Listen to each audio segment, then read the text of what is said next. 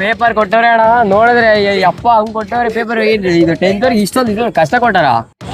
Maths exam ಅಂತೂ fail. ಇವತ್ತು RCB ಗೆಲ್ಲಿ. ಬ್ರಿಕ್ಸ್ ಅಕಾಡೆಮಿಗೆ ವೆಲ್ಕಮ್ ಬ್ಯಾಕ್. ಈಗ ನಾವು ಮಂಡ್ಯದ ಸ್ಟೋನ್ ಬಿಲ್ಡಿಂಗ್ ಕಾಲೇಜ್ ಅಲ್ಲಿ ಇದೀವಿ. ಇಂಡಿಯಾಗೆ ಒಂದು ಗತ್ತಿದೆ, ಮಂಡ್ಯಗೆ ಇನ್ನೊಂದು ಗತ್ತಿದೆ.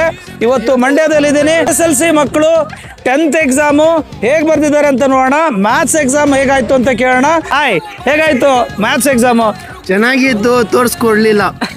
ಎಂತ ಆಗ್ಲಿಲ್ಲ? ತೋರ್ಸ್ಕೊಡ್ಲಿಲ್ವಾ? ಯಾರು ತೋರ್ಸ್ಬೇಕಿತ್ತು? ಹೇಗಿತ್ತು maths exam? Average paper. Average ಆಗಿತ್ತು ಸರ್, ಅಷ್ಟೊಂದೇನ್ ಫುಲ್ ಈಸಿ ಅಂತಾನು ಇಲ್ಲ. ಸೊ ಎವರೇಜ್ ಹುಡುಗರಿಗೆ ಕಷ್ಟ ಆಯ್ತಾ? ಆವರೇಜ್ ಹುಡುಗರಿಗೆ ಏನಿಲ್ಲ ಸರ್, ಪಾಸಿಂಗ್ ಮಾರ್ಕ್ಸ್ ಆಲ್ಮೋಸ್ಟ್ ಅಲ್ಲಿ ಎಲ್ಲ ಬರಿಬಹುದು. ಪಾಸ್ ಆಯ್ತು. ಓದ್ಲಿಲ್ಲ. ನೀನ್ ಓದ್ಲಿಲ್ಲ? ಯಾವ್ದಕ್ಕೂ ಓದ್ಲಿಲ್ಲ? Max out of out. ಸುಮಾರಾಗಿ ಆಯ್ತು, ಬರ್ದಿದೀವಿ. ಮಂಡ್ಯ ಬಗ್ಗೆ ನಿಮ್ಗೆ ಎಷ್ಟು ಅಭಿಮಾನ ಇದೆ ಅಂತೇಳಿ? ಕಲ್ತ್ವಿ ಬಿಟ್ವಿ ಗೊತ್ತಿಲ್ಲ.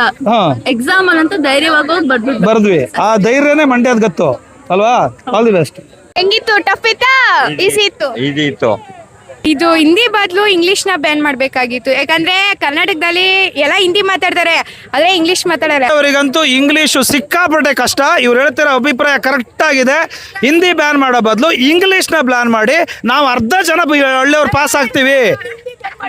ಫುಲ್ ಬರ್ದಿದೀವಿ. ಒಂದು ಎಷ್ಟು ಮಾರ್ಕ್ಸ್ ಬರ್ಬೋದು? 80ಕ್ಕೆ ಬರ್ಬೋದು. ಒಂದು 60 ಇಂದ 70. Super super super super. ನಿಮ್ಗೆ ಯಾರು ನಿಮ್ ಮಾಸ್ ಟೀಚರ್? ಹೌದಾ? ಹೇಳಿ ನಮ್ಮ ಅಶ್ರಫ್ ಸರ್ಗೆ ಜೈ ಅಂತ ಹೇಳಿ.